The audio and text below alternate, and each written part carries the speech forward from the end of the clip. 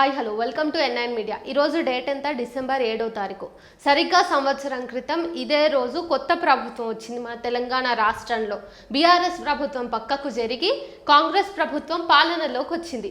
ఈ రోజుకి సరిగ్గా సంవత్సరం అవుతుంది. అయితే ఈ సంవత్సర కాలం మొత్తం మనం గమనించినట్టయితే గనక ఇటు గురుకులాల్లో చూసుకున్నా కానీ, అటు ప్రభుత్వ పాఠశాలల్లో చూసుకున్నా కానీ, ఇటు ఇంకా ప్రైవేటు విద్యా సంస్థల్లో చూసుకున్నా కానీ పిల్లలకి పెడుతున్నటువంటి భోజనం యొక్క ప్రమాణాలు ఎంత దారుణంగా ఉన్నాయనే దానికి ఎన్నో సాక్ష్యాలు మనకి ఈ సంవత్సర కాలం పాటు కళ్ళ ముందుకు వచ్చినాయి.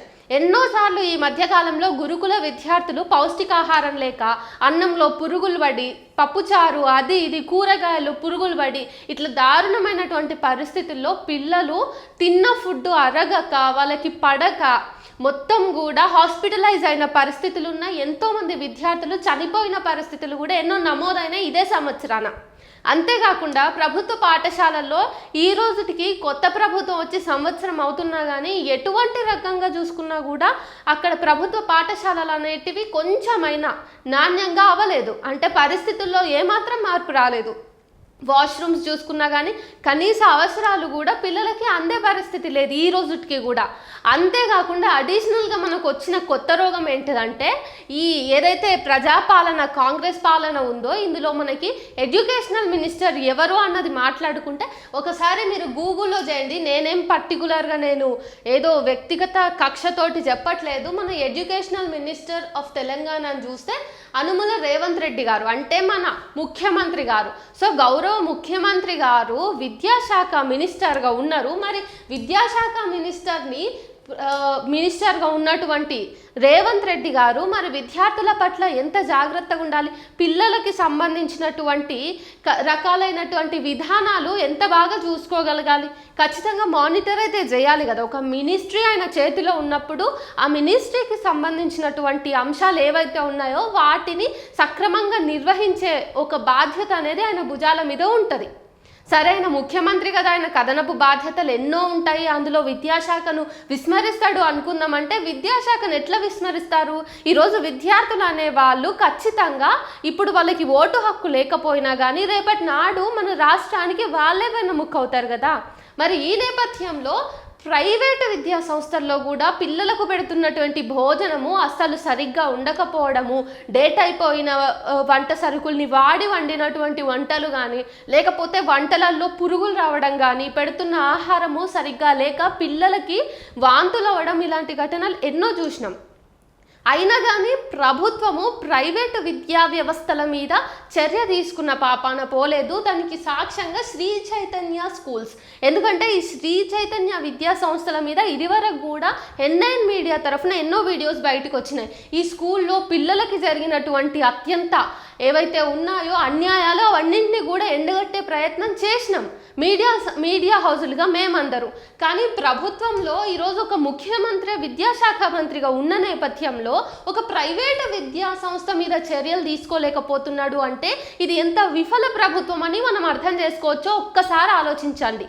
ముఖ్యంగా నేను తల్లిదండ్రులకు చెప్తున్నా, ప్రియమైన తల్లిదండ్రులారా, మీ పిల్లలని విద్యా సంస్థల్లో చేర్చే ముందు ఖచ్చితంగా ఆ పాఠశాల యొక్క నేర చరిత్ర తెలుసుకోండి. ఎందుకంటే ఈరోజు శ్రీ చైతన్య విద్యా సంస్థలు గతంలో కూడా వాళ్ళ పిల్లల మీద అమానుషమైనటువంటి దారుణాలకు పాల్పడ్డ సంఘటనలు ఎన్నో ఉన్నాయి. అవి జరిగిన ప్రతిసారి కూడా అవి అబద్ధం అని చెప్పేసి, అవి ఉత్తి తూతూ మంత్రపు ప్రచారాలే అని చెప్పేసి యాజమాన్యము పైసలతోటి మేనేజ్ చూసింది. ఇక్కడ పూర్తిగా అన్యాయం అవుతుంది అయితే కేవలం విద్యార్థుల జీవితాలు వాళ్ళ కుటుంబాలు మాత్రమే అన్నది మీరు అర్థం చేసుకొని ఒకసారి మీ పిల్లల్ని బళ్ళకు పంపించేటప్పుడు హాస్టల్లో జాయిన్ చేసేటప్పుడు చాలా జాగ్రత్తగా చూసుకొని జాయిన్ చేయండి. ఎక్కువ ఫీజులు కడుతున్నంత మాత్రాన నాణ్యమైన విద్య, నాణ్యమైన ఆహారం ఆ పిల్లలకు అందుతుందని మీరు భ్రమపడితే మీకు దండం. ఇంకా ఇట్లాంటప్పుడు ప్రభుత్వాన్ని విమర్శించాలన్నా కూడా నాకు ఒక పాయింట్ కూడా ఉండదు.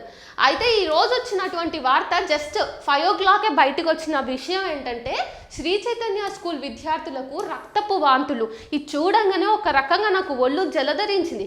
అరే అదేంది, ప్రైవేట్ స్కూలు ఒకటి, అక్కడ ఫుడ్ అయినా మంచిగా పెట్టాలి, విద్యా నాణ్యంగా ఇవ్వాలి, వాళ్ళు పే చేస్తున్న ఫీజులేమో లక్షల్లో ఉంటున్నాయి. కనీసం ఒక ఫస్ట్ క్లాస్ బాబుకి కూడా 1,00,000 దాటకుండా పైసలు తీసుకుంటలేరు. మరి ఈ నేపథ్యంలో మరి ఈ వార్తలు ఎందుకు చదవాల్సి వస్తుంది అన్నది చాలా బాధగా అనిపించింది. ఇంకా వార్త చదువుకుంటే మేడ్చల్ జిల్లా కుత్బుల్లాపూర్ నియోజకవర్గం చింతల్లోని శ్రీ చైతన్య హై స్కూల్లోని విద్యార్థులు తీవ్రంగా అస్వస్థతకు గురయ్యారు. స్కూల్ బిల్డింగ్ 3వ అంతస్తులో గల బాత్రూమ్ క్లీన్ చేస్తుండగా యాసిడ్ కింద పడటంతో ఆ వాసనకు విద్యార్థులు రక్తపు వాంతులు చేసుకున్నారు. సుమారు 50 మంది విద్యార్థులు తీవ్రంగా అస్వస్థతకు గురయ్యారు. ఈ ఘటనతో ఆందోళన చెందిన పాఠశాల యాజమాన్యం గుట్టు చప్పుడు కాకుండా పేరెంట్స్కు సైతం సమాచారం ఇవ్వకుండా విద్యార్థులను చింతల్లోని ప్రాణధార హాస్పిటల్కు తరలించి చికిత్స అందిస్తున్నారు. విషయం తెలుసుకున్న పేరెంట్స్ పాఠశాల యాజమాన్యంపై ఆగ్రహం వ్యక్తం చేస్తున్నారు. పాఠశాల ముందు ఆందోళన చేశారు. పాఠశాల యాజమాన్యంపై క్రిమినల్ కేసులు నమోదు చేయాలని డిమాండ్ చేశారు. ఇట్లాంటి విద్యా సంస్థల మీద ఎన్ని క్రిమినల్ కేసులు నమోదైతే ఏం లాభం? అసలు వీటి మీద నిజంగానే క్రిమినల్ కేసులు ఫైల్ చేసేంత దమ్ముందా మన సమాజంలో అని నేను అడుగుతున్నా. ఎందుకంటే ఇదేమన్నా మొదటి ఘటననా? కాదు కదా. ఇంతవరకు ఎన్నో ఘటనలు చవి చూసినాయి. ఎంతోమంది మన పిల్లలు ఇట్లాంటి ప్రైవేటు బడులల్లో ఫుడ్ పడక, చదువు మంచిగా అందక, టెన్షన్ ఎక్కువై సూసైడ్స్ చేసుకొని ఆ తర్వాత చిన్న చిన్న యాజమాన్యపు నిర్లక్ష్యాల వల్ల పిల్లలు ప్రాణాలే కోల్పోయిన పరిస్థితులు ఎన్నో ఉన్నాయి. మరి ఎప్పుడు కూడా కేసులు నమోదవ్వలేదు. ఇప్పుడు నమోదైతాయా?